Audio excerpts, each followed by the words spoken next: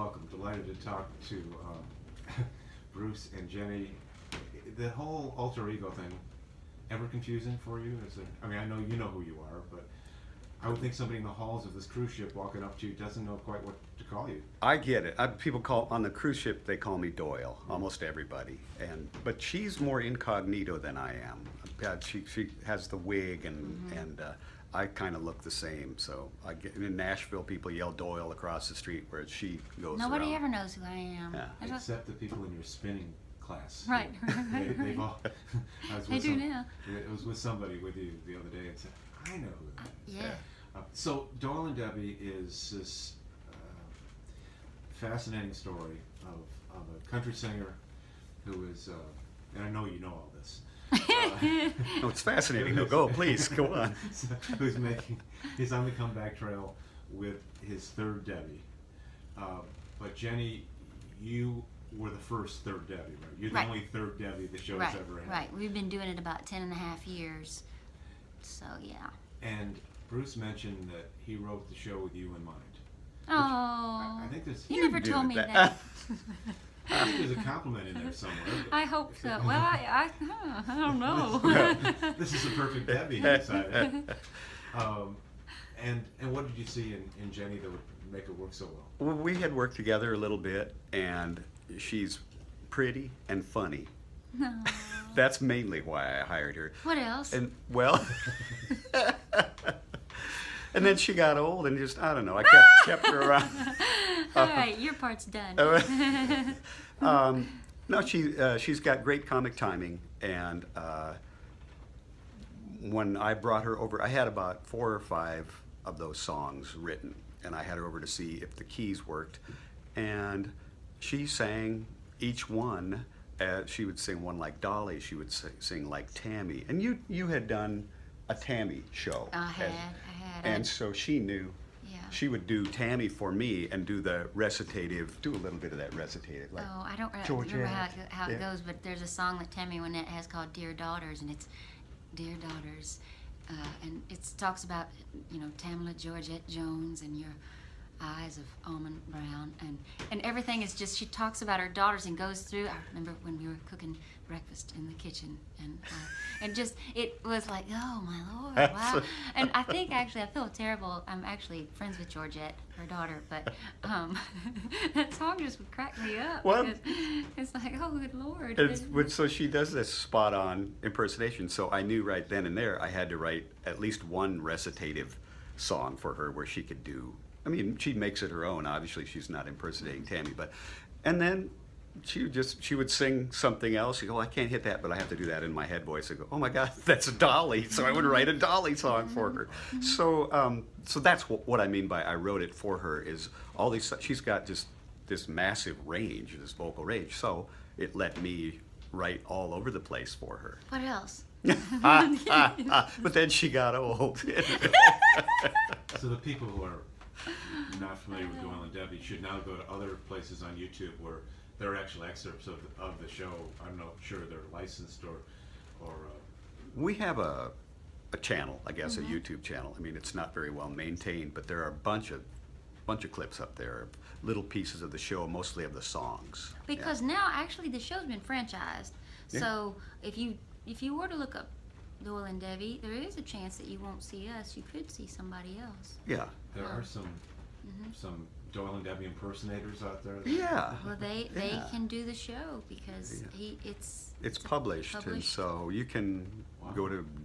Yeah, I mean, but it doesn't get done a lot, and I think a lot of it is because of the ranges involved. It's that was my mistake.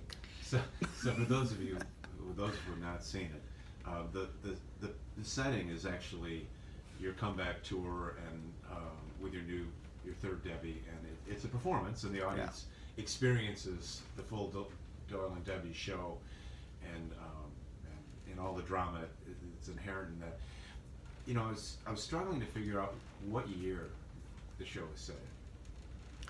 Well, it isn't so much, but in my mind, in writing anything Doyle and Debbie, and I've written screenplays and teleplays and everything for them that have not been produced, but always Nashville is sort of a combination of when I first moved there in the late 70s, that first 10 years where Music Row was still a bunch of 2-3 story houses, and publishing, the most successful publishing companies were in basements of houses on Music Row, and you go down there and there's this old 20-year-old shag carpeting and it stunk of cigarettes, and there would be these people who'd go, that guy wrote that song and that guy wrote, so there was, and it was very mom and poppy kind of, you know, provincial back then, and now it's all glitzy with steel and glass buildings. So in my mind, it's still old Nashville,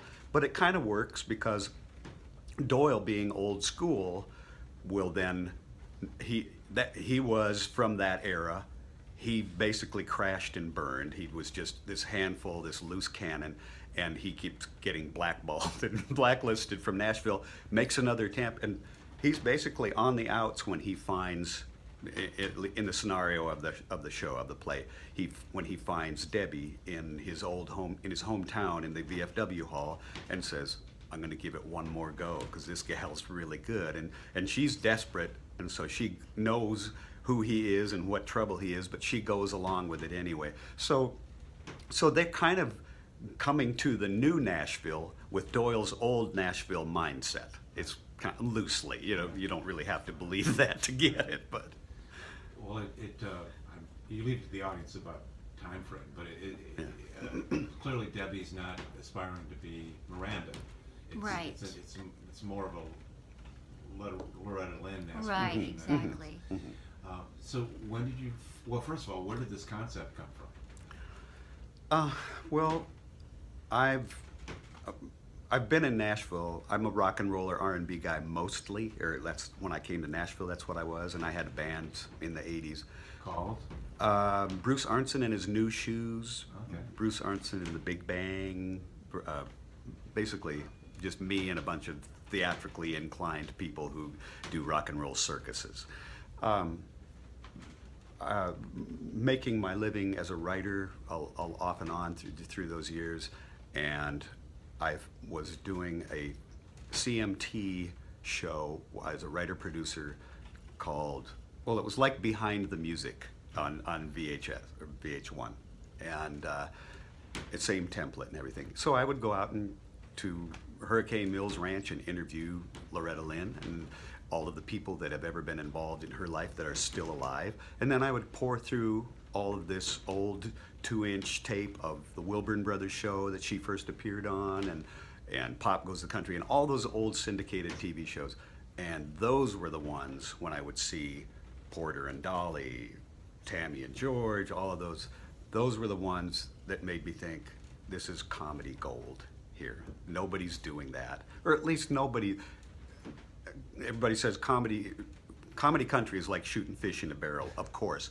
But if nobody's really doing it insider, you know, totally down and dirty with it and being real with it and having the songs be quasi-legitimate. So that was our goal, is to make it as real as possible, but portray that old guard country music.